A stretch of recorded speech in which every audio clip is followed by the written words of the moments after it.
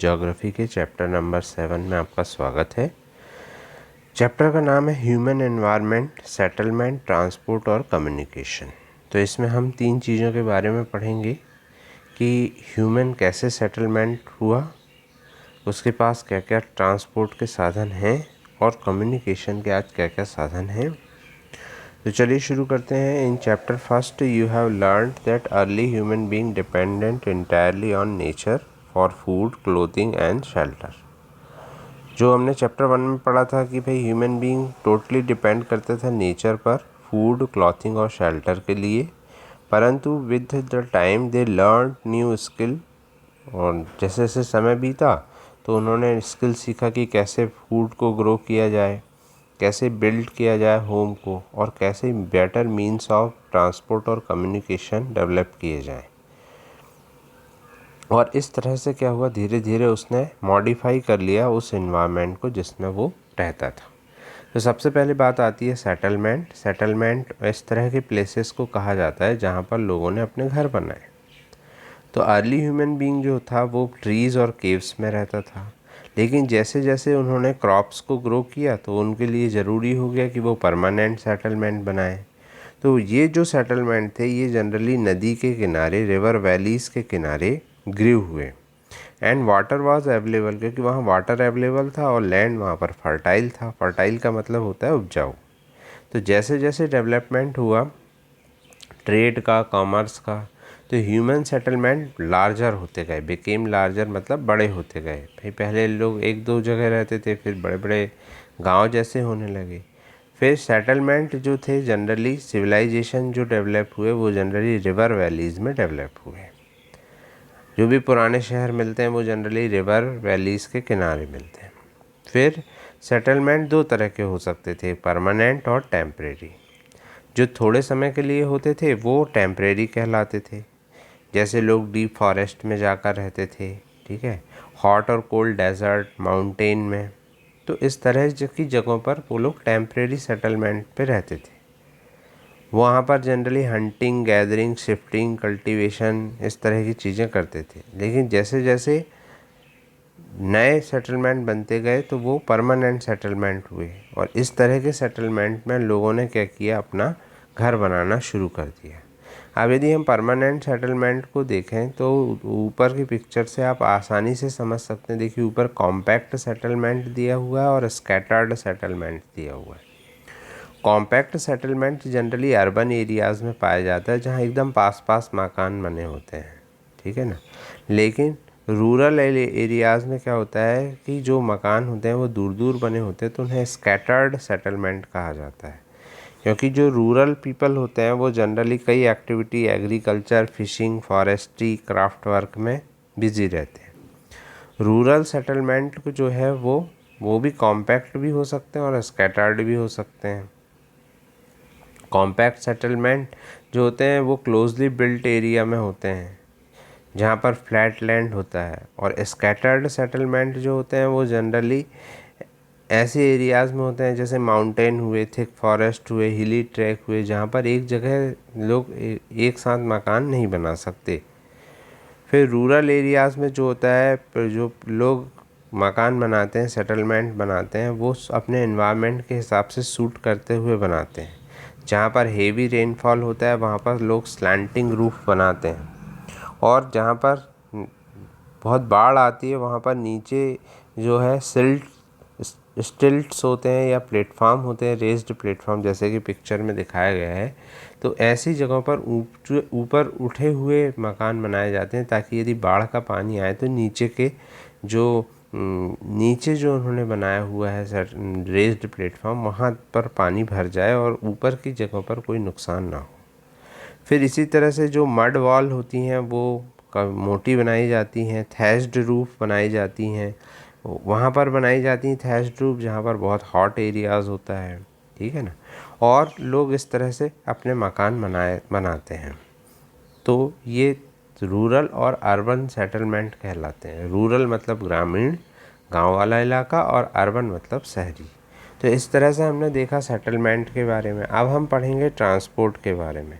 Transport एक ऐसी चीज़ है जिसके द्वारा लोग अपना माल, गुड्स माने होता है माल, उसको एक जगह से दूसरी जगह पहुंचाते हैं, ठीक है ना। अर्ली डेज़ में क्या था, बहुत टाइम लगता था क्योंकि लॉन्ग डिस्टेंस ट्रैवल करने में लोगों को बहुत देर लगती थी। एनिमल्स के द्वारा लोग क्या होता था अपना ट्रांसपोर्ट किया करते थे। लेकिन जैसे ही इन्वेंशन ऑफ व्हील हुआ तो फिर उससे क्या हुआ कि ट्रांसपोर्ट के नए नए साधन डेवलप हो गए। फिर लोग जो है हमारे देश में जो है डंकी, म्यूल खच्चर को कहते हैं, बुलक और कैमल, ये कॉमन हुए हैं। और दूसरी जगह पर जैसे एंडीज माउंटेन है साउथ अमेरिका में, वहाँ इलाज और याक को भी यूज़ किया जाता है, याक तिब्बत में भी यूज़ होता है।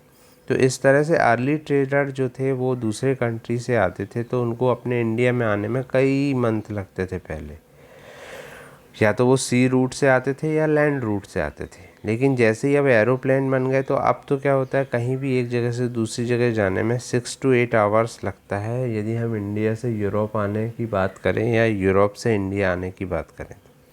तो इस प्रकार से आज क्या हुआ है कि 4 मेजर मीन्स ऑफ ट्रांसपोर्ट हो गए हैं हमारे पास। और वो मीन्स ऑफ ट्रांसपोर्ट है कि हम रोड से, रेल से, वाटरवे से और एयरवे से आ सकते हैं।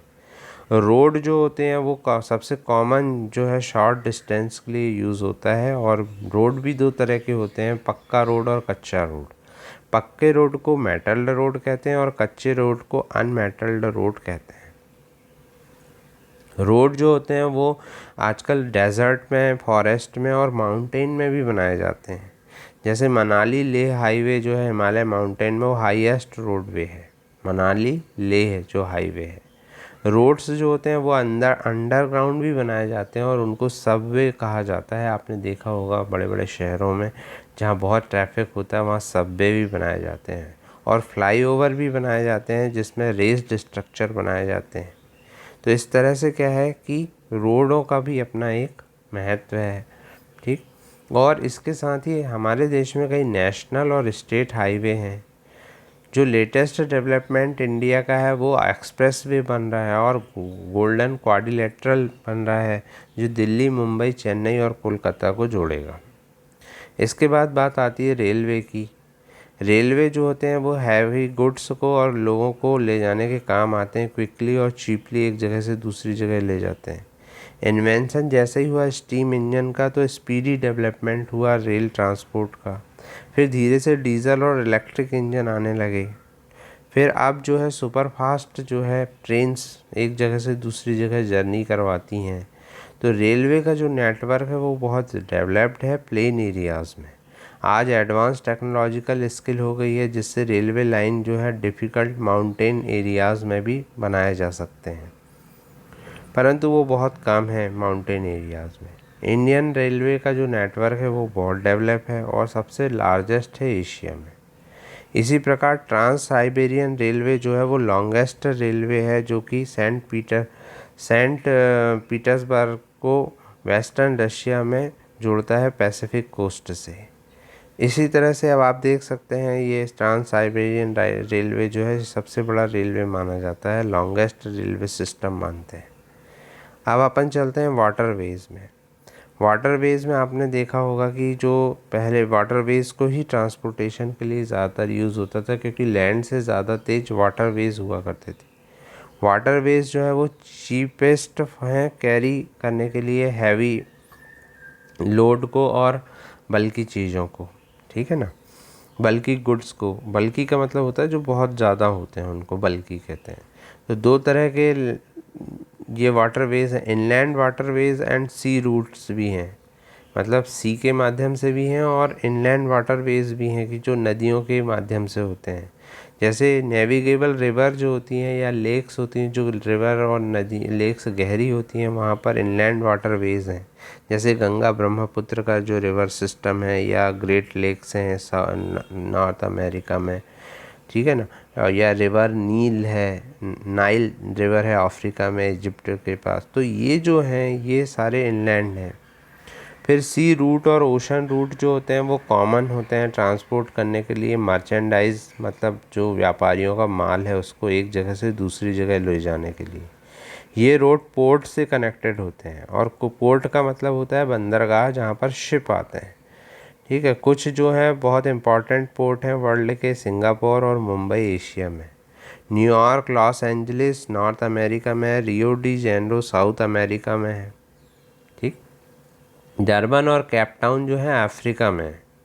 ये कई बार क्वेश्चन पूछते हैं कि रियो डी जेनेरो कहाँ है, तो ये साउथ अमेरिका में है। डरबन और केप टाउन कहाँ है, अफ्रीका में है। सिडनी कहाँ है, ऑस्ट्रेलिया में है। तो ये सब आपको याद रखना है। लंदन और रॉटरडैम कहाँ है, यूरोप में है। इसी प्रकार ये सब हमारे फेमस पोर्ट हैं। उसकी ये देखिए इनलैंड वाटरवेज का एग्जांपल है कि किस तरह से इनलैंड वाटरवेज में एक नदी का यूज़ किया जाता है। फिर उसके बाद है एयरवेज। एयरवेज आज के समय में फास्टेस्ट रूट माना गया है, हालांकि ये थोड़ा सा कॉस्ट ऑफ फ्यूल के कारण थोड़ा सा एक्सपेंसिव है। एयर ट्रैफिक जो होता है वो एडवर्सली अफेक्ट करता है बैड वेदर के द्वारा। यदि बैड वेदर हो जाता है तो फिर थोड़ी सी दिक्कत आती है। फिर ये एक ओनली मोड ऑफ ट्रांसपोर्ट है जो बहुत रिमोट और डिस्टेंट एरिया में पहुंचा जा सकता है, जहां इसके माध्यम से जो हेलीकॉप्टर वगैरह हैं वो ऐसी जगहों पे भी जा सकते हैं जहां पर हम लैंड के माध्यम से नहीं जा सकते। खासकर कैलेमिटीज़ के समय, कैलेमिटीज़ का मतलब होता है विपत्ति। मान लीजिए कोई विपत्ति आ जाती है और उस समय में यदि लैंड एंड रूट ख़त्म हो जाते हैं तो फिर हम हेलीकॉप्टर्स के माध्यम से जो है क्लॉथ्स मेडिसिन पहुंचाया जाता है। कुछ बहुत अच्छे जो एयरपोर्ट हैं इंडिया में वो दिल्ली मुंबई न्यूयॉर्क, दिल्ली मुंबई में है, और वर्ल्ड में न्यूयॉर्क लंदन पेरिस फ्रैंकफर्ट और कायरो में भी हैं। फिर हम बात करें यदि कम्युनिकेशन की, तो कम्युनिकेशन का मतलब होता है जिससे हम एक दूसरों को मैसेज भेज सकें। पहले बहुत समय पहले क्या होता था, कबूतरों के माध्यम से एक जगह से दूसरी जगह मैसेज या घुड़सवारों के माध्यम से भेजे जाते थे। परंतु धीरे धीरे फिर पोस्ट ऑफिस शुरू हुआ और धीरे धीरे आज तो अब पहले फिर उसके बाद फ़ोन आए, फिर अब मोबाइल फ़ोन, स्मार्टफोन, ईमेल, तो ये सभी जो है कम्युनिकेशन के साधन हो गए हैं। धीरे धीरे एडवांसमेंट हुआ टेक्नोलॉजी का, तो इंफॉर्मेशन रेवोल्यूशन हो गई और आज हम विथ इन सेकेंड से एक दूसरे से कम्युनिकेशन कर सकते हैं। आजकल कम्युनिकेशन रेडियो टेलीविज़न इनके माध्यम से भी होता है, जिनको मास मीडिया कहते हैं। सैटेलाइट से होने की वजह से आज क्या है, कम्युनिकेशन बहुत फास्टर हो गया है और इसको कई जगह से हेल्प ये जो है बहुत सारे सैटेलाइट्स जो होते हैं वो बहुत सारी चीज़ों में हेल्प भी करते हैं, सर्वे करने में, forest, underground water, mineral wealth, weather forecast और डिज़ास्टर वार्निंग के लिए भी काम आते हैं। हम आज इलेक्ट्रॉनिक मेल और ईमेल भी भेज सकते हैं किसी को भी विद इन सेकेंड्स में।